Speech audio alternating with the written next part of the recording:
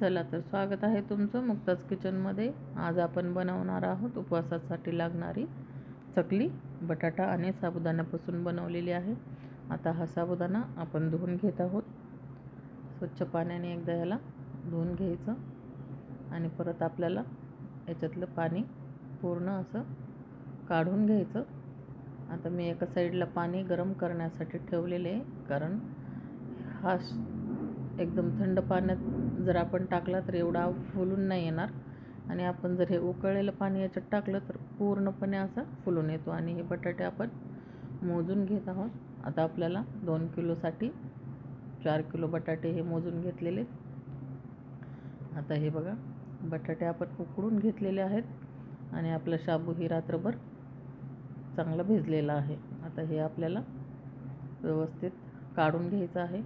साल पूर्ण याचे साल काढून घ्यायचे बटाट्याचे, आणि गरम आहे तोपर्यंतच आपल्याला ना हे बटाटे पटापट असे खिसून घ्यायचे आहेत.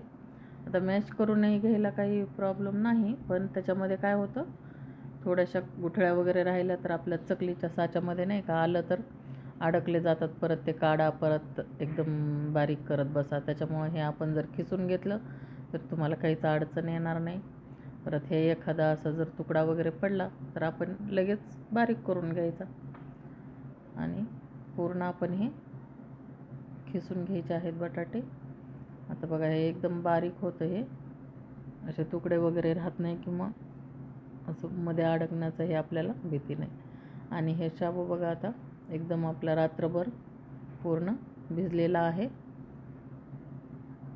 एकदम असं बघा, हे किती फुललेलं आहे शाबू. अर्ध पातेलं होतं की नाही रात्री. आता बघा हे कसं पूर्ण आपलं पातेलं भरलेलं आहे.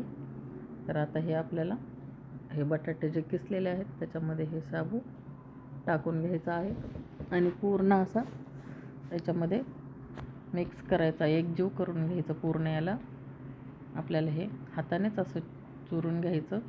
मध्ये जर आपल्याला वाटलं की आपण बटाटे खिसताना एखादा तुकडा वगैरे पडलेला आहे, तोही आपल्याला हे एकदम मिक्स करते वेळ फोडून घ्यायचा आहे.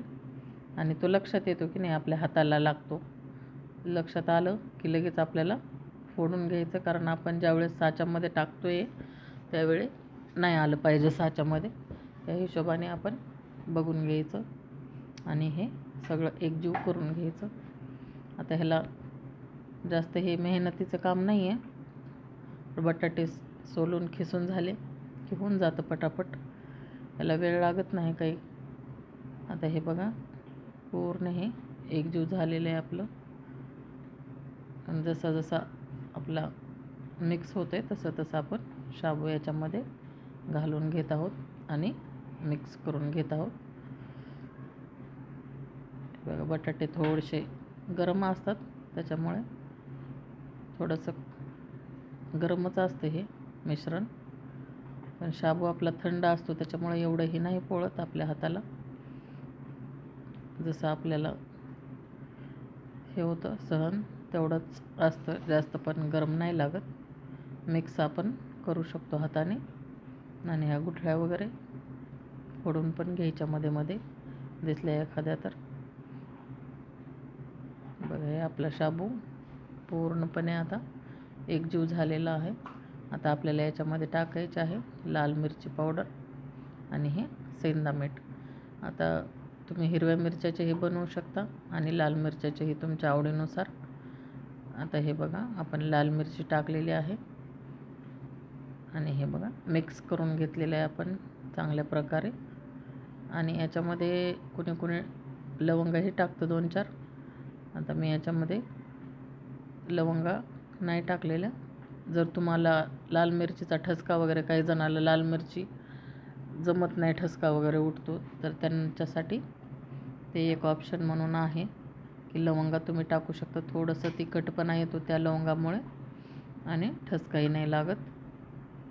तर हे बघा, आपलं पीठ असं पूर्णपणे एकजीव झालेलं आहे आणि आपलं सेंधा मीठ आणि मिरची ही एकदम मिक्स झालेली. आता आपण वर आलेलो आहेत आणि हे मोठ्या पॉलिथिनवर आपल्याला हे एक एक करून चकली पाडून घ्यायची आहे. हे बघा, आता आपल्या चकल्या, कारण आता ऊन खूप आहे, एप्रिल महिना चालू आहे आणि याच्यामध्ये ऊन खूप असतं. चांगल्या प्रकारे चकल्या उन्हाळ्याचे जे पदार्थ असतात ते मस्त वाळून बघा. आता हे मी 2 दिवस उन्हाला टाकलेले आहेत. चला आता हे आपण तेल बघा गरम झालेले आणि तेलामध्ये आता हे आपण तळून घेत आहोत चकल्या. बघा हे मस्त झालेल्या आहेत बघा. हे चकल्या बघा आपण अशा थोड्या थोड्या करून तळून घ्यायच्या. बघा हे चकली कशी वाटली तुम्हाला माझी रेसिपी मला नक्की कमेंट करून सांगा. आता हे बघा आपल्या चकल्या तयार झालेल्या आहेत. माझ्या